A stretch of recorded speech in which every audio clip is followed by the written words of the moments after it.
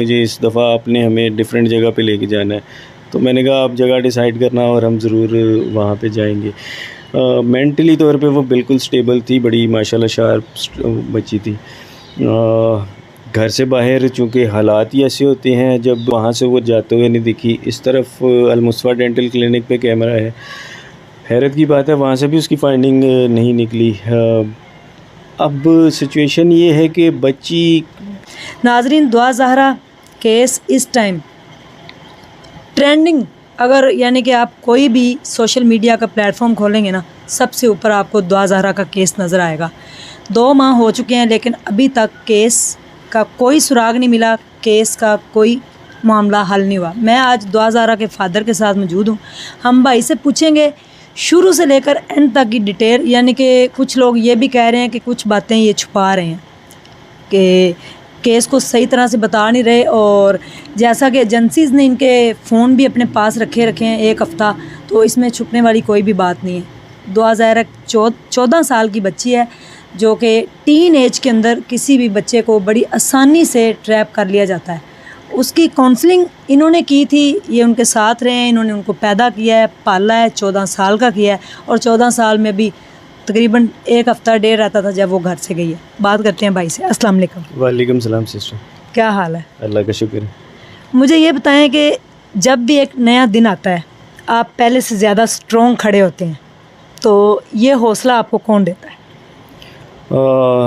मेरा ख़्याल है जी कि जब भी कोई मेरी बैड न्यूज़ मुझे सुनने को मिलती है, मैं यकीनी तौर पे एक इंसान हूँ, मैं शेल्टर भी होता हूँ, लेकिन उसके बाद थोड़ी देर के बाद अपनी एनर्जी गेन करता हूँ। अल्लाह ताला की मदद है। और सेकेंडली जितना आवाम ने मुझे सपोर्ट किया, पाकिस्तान की आवाम ने, मैं उसका शुक्रिया अदा, मेरे पास तो अल्फाज नहीं है। मुझे हर रोज़ हज़ारों फ़ोन और मैसेजेस आते हैं और वो अपनी भरपूर सपोर्ट का यकीन दिलाते हैं कि हम आपके साथ खड़े हैं, और बस मैं उसी वही मुझे नया वलवला पैदा करता है और मैं खड़ा हो जाता हूँ दोबारा। दुआ ज़हरा जिस दिन घर से गई है, आपने बताया कि वो उसने नॉर्मल से कपड़े पहने हुए थे, इवन के उसको चश्मा भी लगा हुआ है, ठीक है, और वो अपना चश्मा भी साथ नहीं लेके गई। उसके बाद आज तक उसका सुराग नहीं मिला कि वो लाहौर कैसे पहुंची है। यानी कि बड़ी एजेंसीज़ में एजेंसी ने भी काम किया है और पूरे मीडिया ने भी इसको कवरेज दी है, लेकिन अभी तक सुराग नहीं मिला कि अकेली बच्ची लाहौर कैसे गई। अभी तक ये किसी ने नहीं बताया। वो टैक्सी ड्राइवर का कोई सुराग नहीं मिला, वो अभी तक गायब है। और सिंध पुलिस ने भी आपके साथ, यानी कि जो भी केस सारी दुनिया के सामने एक केस है। क्या दुआ ज़हरा जो थी वो मेंटली तौर पे स्टेबल थी? छोटे बच्चे जैसे होते हैं ना, छोटे बच्चे तो वो जज्बाती हो जाते हैं। स्कूल जाने के बाद जैसे कोविड आ गया तो घर में रह रह के बच्चे बोर हो जाते हैं, तो जब टैब भी उसके पास था, गेम भी खेलती थी, फिर आपने वो गेम भी बंद करवा दी, तो इस बात से कभी वो बदजन तो नहीं थी? देखिए, मेंटली तौर पे तो वो बिल्कुल स्टेबल थी। सेकेंडली हमारी एक आदत थी कि हम भले ही कोविड का टाइम रहा है, लेकिन हम चूँकि घर के अंदर रह के हर बंदा वो हो जाता है, तो हम हर 15-20 दिन बाद या महीने बाद एक फ़ैमिली का एक टूर होता था जो कराची के हद तक हम घूमते थे। सेकेंडली हर 5-6 महीने बाद हम पाकिस्तान टूर भी किया करते थे, और अभी रिसेंटली 5-6 महीने पहले, इस इंसिडेंट से पहले हम पाकिस्तान टूर करके आए थे, और मेरी बेटी को बड़ा शौक़ था। और हैरत की बात यह है कि जिस दिन ये इंसिडेंट हुआ उसी दिन उसने सुबह रमज़ान 14वां रमज़ान था, उसने मुझे सहरी के बाद ये बोला भी कि आपने मुझे इस दफ़ा आपने हमें डिफरेंट जगह पे लेके जाना है। तो मैंने कहा आप जगह डिसाइड करना और हम ज़रूर वहाँ पे जाएंगे। मेंटली तौर पे वो बिल्कुल स्टेबल थी, बड़ी माशाल्लाह शार्प बच्ची थी। घर से बाहर चूँकि हालात ही ऐसे होते हैं, जब जब बच्चियाँ बड़ी हो रही होती हैं तो आप उनको वैसे ही घर में रखते हैं, और ख़ुसूसन कोविड के टाइम पर तो ऐसा ही रहा है। सेकेंडली कभी भी मुझे ऐसा फ़ील नहीं हुआ कि उसके बिहेवियर में कोई चेंज आई हो। थर्डली एक इम्पॉर्टेंट चीज़ ये कि एजेंसीज़ इस पे पूरा वर्कआउट करती रही। जब ये इंसिडेंट हुआ उन्होंने 10 दिन तक तो वो मेरे घर में मौजूद होते थे, सुबह आते थे, रात में जाते थे। इसमें CPLC वाले भी थे, CIA जो पुलिस की एजेंसी थी वो भी थी, रेंजर्स की एजेंसीज़ इसमें शामिल थी। इसके अलावा डिफरेंट FIA साइबर क्राइम वाले भी थे, और दूसरी एजेंसीज़ भी थी जिनका मैं नाम नहीं ले सकता। सब ने अपनी पूरी तहकीकात करने की कोशिश की, अनफॉर्चुनेटली कोई फाइंडिंग नहीं आई। मेरे फ़ोन तक इवन जो जीमेल्स वगैरह ये सब उन्होंने वो मॉनिटर की। इसके बाद जी उन्होंने मेरे जो फ़ोन हैं ये CIA वालों ने ये वो 7-8 दिन तक वो ले गए। इनका उन्होंने फोरेंसिक करवाया। इनको अगर कोई फाइंडिंग मिली या नहीं मिली, उन्होंने रिपोर्ट इस चीज़ की कोई पेश नहीं की।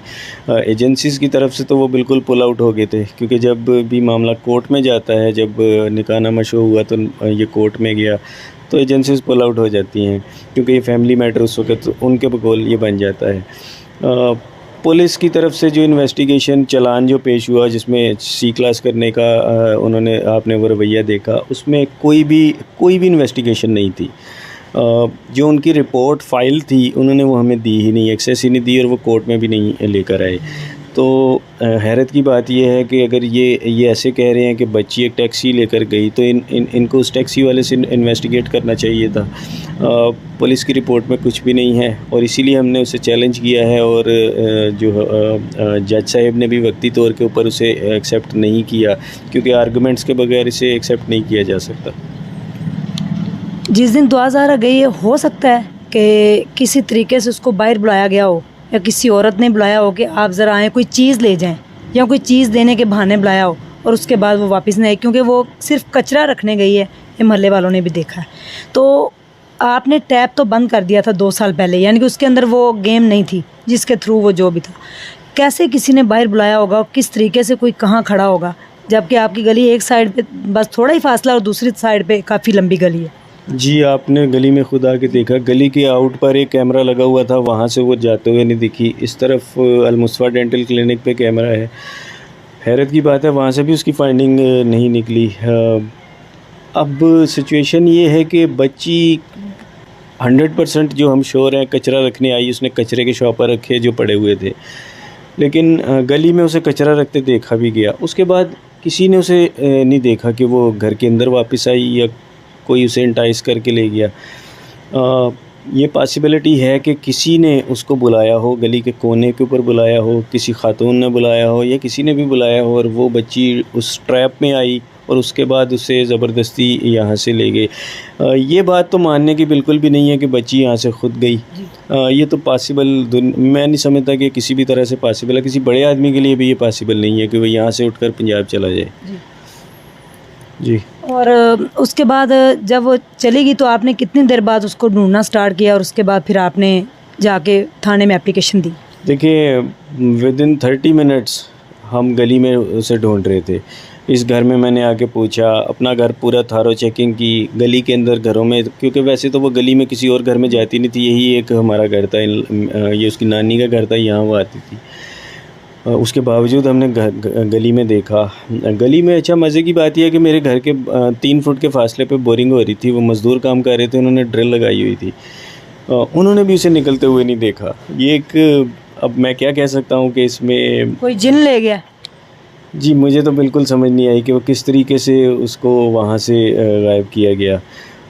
काज़मी भाई, दुआ ज़हरा 2 माह अजनबी लोगों के पास है जी। उसके चारों तरफ एक ही माहौल उसको मिला हुआ है। कितने लोग हैं उसको जो उसका ब्रेन वॉश कर रहे होंगे, इसीलिए बच्ची इतनी नफ़रत पे उतर आई है, इतना वो नफ़रत करती है। और जिस दिन वो आपसे मिली तो उस दिन उसके क्या जज्बात थे? यानी कि आप कह रहे हैं कि वो रोई और उसने कहा पापा मैंने घर जाना है, लेकिन पुलिस उसको ज़बरदस्ती अपने साथ ले गई, उसका बयान भी नहीं दिलवाया गया।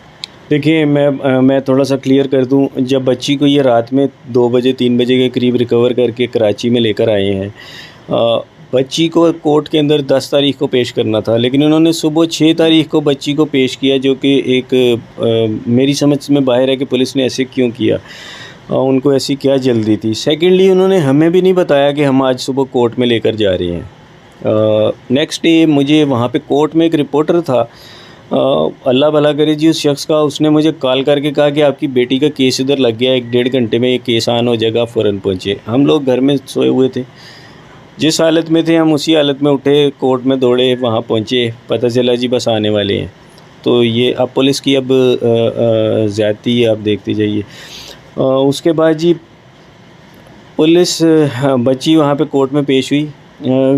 कोर्ट का रूल ये होता है, मैं जहाँ तक, मैं कोई एक्सपर्ट नहीं हूँ कानून का, मैं तो इससे पहले कभी कोर्ट की शक्ल भी नहीं देखी थी, लेकिन इस इंसिडेंट के होने के बाद पता चला जी कि जब भी 164 बच्ची का एक बयान लिया जाता है, बच्ची को एक सफिशेंट अमाउंट ऑफ टाइम दिया जाता है कि वो रिलैक्स हो। अमूमन उसे 2-3 दिन का एक टाइम दिया जाता है, वो शेल्टर हाउस में रहती है।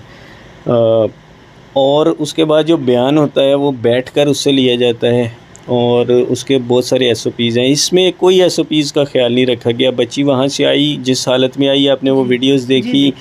मेरी फैमिली की ख़वातीन को जिस तरह से धक्के दिए गए, मिलने भी नहीं दिया गया। मैंने बच्ची के सर पे हाथ रखने की कोशिश की गई और मुझे धक्के मारे गए।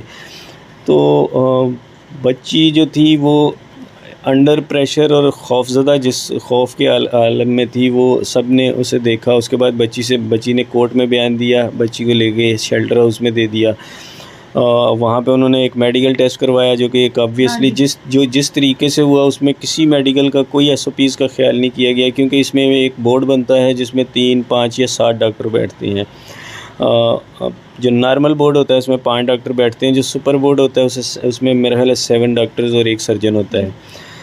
इसमें एक जूनियर MLO से एक टेस्ट रिपोर्ट जो उनको दरकार थी, उन्होंने वो डलवाई, और जो है वो आधे घंटे के बाद वो क्लासिफाइड डॉक्यूमेंट जो जज कोर्ट में खोलता है, वो मीडिया की ज़ीनत था। हमने उसी वक्त इसे मीडिया पे देखा और इसे गवर्नमेंट जो हेल्थ डिपार्टमेंट है वो चैलेंज कर दिया।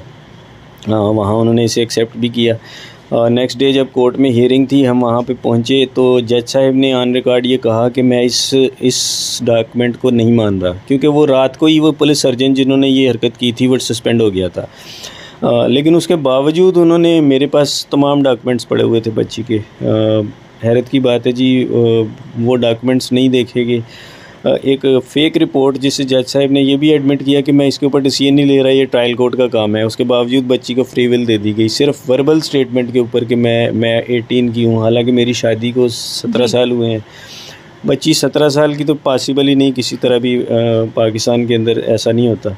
सेकेंडली मेरे पास तमाम एविडेंस, रिटन एविडेंस, जो नादरा के अथेंटिक डॉक्यूमेंट्स थे वो पड़े हुए थे, और पुलिस ने उनको वेरीफाई भी करवाया था। और पुलिस की रिपोर्ट के मुताबिक भी बच्ची 14 साल की थी। लेकिन वो उसके बाद जो हुआ आपके सामने है कि किस तरीके से बच्ची के साथ रवैया रखा गया। मेरी जो वाइफ थी वो कोर्ट रूम में बेहोश हो गई, क्योंकि हमारी एक रिक्वेस्ट थी कि हमें बच्ची से तो मिलने दिया जाए। 51 दिन के बाद हमने इतनी मेहनत करके बच्ची यहाँ पे आई है। उससे पहले आपने एक वीडियो भी अपलोड की थी जिसमें आप रोए भी थे कि बच्ची बाजियाब हो गई है। तमाम आपने लोगों का शुक्रिया और कौम का शुक्रिया भी अदा किया था। बिल्कुल जी, मुझे जितनी दुआएं सब लोगों ने की थी मेरे पर वाजिब था कि मैं उनका शुक्रिया अदा करता। मैंने वो किया, लेकिन मुझे नहीं पता था कि आगे मेरे साथ इस तरीके से बिहेवियर होगा। कोर्ट रूम में जज साहब ने ह्यूमैनिटी की बुनियाद पे शायद चंद मिनट दिए। वो चंद मिनट मेरा ख्याल है आधा घंटा या 15 मिनट, मुझे इस चीज़ का आइडिया नहीं है। 4 से 5 मिनट बाद पुलिस ने उस मुलाकात में, वो भी ऐसे हुई कि ये सोफ़े पे हम बैठे हुए थे, माँ बीच में बच्ची थी, एक तरफ मैं था। मैंने बच्ची को प्यार किया, और 2 फुट के फासले पे वही जिनसे डर था वो सामने पूरे लाइन बना के खड़े थे, और बच्ची बार बार उन्हें देख रही थी। मैंने बच्ची को यहाँ तक बोला कि अगर आपको कोई खौफ है, आपको कोई उंगली भी नहीं लगाएगा, आप सिर्फ बता दो एक बार। सेकेंडली, आपने अगर अपनी मर्ज़ी से शादी की, आप हमें तब भी बताओ। हम जज साहब के सामने जाके बोलते हैं एक चीज़ को जिस पे इतना बड़ा वो बना हुआ है। सेकेंडली, उसको एक जो आपने स्टेप उठाया, अगर ये आपने उठाया तो ये लीगल है, इसको लीगल वे की तरफ लेके जाते हैं। बच्ची ने अगर बच्ची भागकर इतना खौफजदगी कि वो उसी वक्त मुझे बोलती कि बाबा ठीक है आप चलो मेरे साथ, वो उस पर भी खामोश रही। इट मीन्स वो मसला, वो बात भी नहीं थी। मैंने जब उसे 7-8 दफ़ा ये कन्विंस किया कि आप जज साहब के पास आओ और आप बोलो कि मैंने माँ बाप के पास जाना है, तो जो लास्ट मोमेंट उसने यस बोला, उसी वक्त उसका बाजू पकड़ कर बाहर ले जाया गया। कानून के रखवाले, मैं क्या कह सकता हूँ जी, मेरे पास तो अल्फाज भी नहीं है। सेकेंडली, उसके बाद मैं जज साहब के पास दौड़ा और मैंने अपने लायर को भी साथ लिया। हमने जाकर रिक्वेस्ट की कि बच्ची कुछ बोलना चाहती है, एक बयान देना चाहती है, लेकिन जज साहब ने उस वक्त डिनाई कर दिया कि बयान, ये अदालत है जी, ये यहाँ पे रोज़ रोज़ बयान नहीं होते। जो कि मेरा ख्याल है कि ज़्यादती थी। अगर बच्ची ने मेरे से मुलाकात के बाद उसका कोई माइंड जो उसके सर पे खौफ था वो दूर हुआ था, तो उसको ज़रूर इधर लाना चाहिए था और जज साहब को पूछना चाहिए था। अच्छा, मुझे ये भी बोल दिया गया कि ये भी झूठ है। मैं अब आपको इतना बेवकूफ़ तो नहीं लगता कि मैं कोर्ट में इतना बड़ा ब्लंडर करता। अगर बच्ची ऐसे ना करती, मैं उसे कोर्ट रूम में जज साहब के सामने दोबारा अदालत में ले आता और वो कहती मैंने तो बोला ही नहीं, तो मेरा ख्याल है मैं तो उसी वक्त अरेस्ट हो जाता इस चीज़ के ऊपर। तो इसको भी बाद में एक झूठ बना दिया गया, जो कि ऐसी बात नहीं थी। उसके बाद सर उसका एक इंटरव्यू हुआ और इंटरव्यू के बाद फिर आपने अपना यानी कि सारा मौक़िफ़ दिया और आपने इंटरव्यू वो देखा भी होगा, जो कि देख के सबको ही तकलीफ़ हुई जिसने भी वो इंटरव्यू देखा है। इंटरव्यू के बाद उसने यही कहा कि अगर मैं यानी कि वो जो एक खातून इंटरव्यू कर रही हैं वो ये कह रही हैं कि ऑफ़ कैमरा मैंने पूछा है तो उन्होंने कहा कि अगर मेरे बाबा मेरे शौहर से सुलह करते हैं तो ही मैं आऊँगी, अदरवाइज़ नहीं। देखिए, सबसे पहली चीज़ ये कि वो इंटरव्यू अंडर प्रेशर जिस तरीके से उन्होंने एक स्क्रिप्टेड इंटरव्यू था, तो मेरा ख्याल है वो ज़ुनैरा के कैमरामैन ने भी ये बोल दिया कि ये स्क्रिप्टेड था और जिस तरीके से बताया गया। मैंने सबसे जो जितने इस चीज़ को न्यूट्रल पॉइंट ऑफ व्यू से रिपोर्ट कर रहे थे, मैंने उन सबको रिक्वेस्ट की कि आप जाके बच्ची का इंटरव्यू करिए। अगर आपको कोई ऐसी चीज़ दिखती है, उस पर कोई प्रेशर दिखता है, वो फैमिली आपको स्ट्रेट अवे कोई साफ़ सुथरी शरीफों की फैमिली दिखती है, जो कि है नहीं, क्योंकि जिनको 4-4 सूबों की पुलिस से बचना आता है और आईजी तक उनके लिए चेंज हो जाते हैं और उनकी इतनी वो है पावर है जी कि पुलिस यहाँ से बिज़नेस क्लास की टिकटें करवा के उनको वापस भेजती है और माफ़िया मांगती है और यहाँ पे रेस्ट हाउस के अंदर उनको मेहमान बना के रखा जाता है। तो शरीफों की फैमिली तो वो नहीं है। सुप्रीम कोर्ट में मेरे जाने का यही मकसद है कि बेसिकली जो हाई कोर्ट के अंदर जो डिसीजन हुआ था, हम चाह रहे हैं कि उसके ऊपर नज़रसानी की जाए, ट्रायल कोर्ट के अंदर इसका एक फेयर ट्रायल चले, क्योंकि ज़हीर या जितने भी इसमें कल्प्रिट्स थे उनको किसी ने क्वेश्चन ही नहीं किया। ये एक वाहिद ऐसा केस है जिसमें आईजी तक मुअत्तल हो गए, लेकिन जब मुलज़म जो थे वो अदालत में आए तो उनके ऊपर किसी ने एक सवाल भी नहीं किया। मेरा ख्याल पाकिस्तान की हिस्ट्री में ऐसा केस कभी नहीं आया होगा। तो सर अब इस केस का अगला रुख क्या है? अब आपने सुप्रीम कोर्ट में तो एप्लीकेशन दायर कर दी, अब आगे आप क्या करने जा रहे हैं? यानी कि आप कभी सोच सकते हैं कि आप उस फैमिली से सुलह करेंगे? दुआ ज़हरा के आगे आपको झुकना पड़ेगा? देखिए, सबसे पहली चीज़ ये, अगर वो मेरी बेटी को मुझे दे दे तो उसके बाद भी मेरा ख्याल है कि जिस तरीके से इसमें माफिया एक्सपोज हुआ है, हमें उनको इस माफिया के लिए जितना वो कर सकना चाहिए हमें करना चाहिए, क्योंकि सिर्फ़ एक मेरी बेटी ही का इशू नहीं है। मैंने इसमें देखा, रोज़ाना मुझे फ़ोन, आज भी मेरे घर पे कोई शख्स आए थे, वो कह रहे थे जी कि मेरी बेटी लापता है और मुझे मेरी मदद की जाए। तो मैंने उन्हें कहा कि जी मैं तो अपनी बच्ची की मदद नहीं कर सका, तो मैं आपकी क्या मदद करूँ यहाँ पे। लेकिन उसके बावजूद मैंने उन्हें कुछ टिप्स दिए जो कि इम्पॉर्टेंट थे, जो मुझसे बेसिकली बड़ी देर बाद जो चीज़ें जिसके ऊपर मैंने स्टेप लिया था, मैंने उन्हें वो चीज़ें फ़ौरन बताई कि आप ये कीजिए। तो पाकिस्तान में ये बहुत बड़ा मसला है, रोज़ाना बच्चियाँ यहाँ से उठ जाती हैं, गैरत के नाम पे कोई बोलता नहीं है। सेकेंडली, अगर कोई FIR भी करता है तो परसू नहीं किया जाता केस को।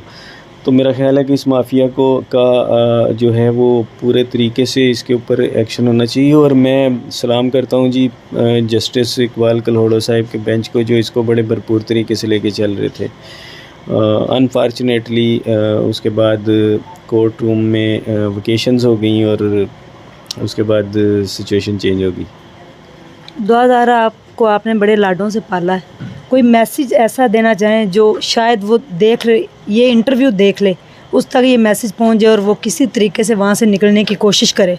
हाँ, मैं उसे सिर्फ यही कहना चाहूँगा कि अगर वो जितना भी अंडर प्रेशर है, मुझे पता है वो अंडर प्रेशर है और उसके लिए मुश्किल है बोलना, लेकिन उसे एक बार तो बोलना पड़ेगा।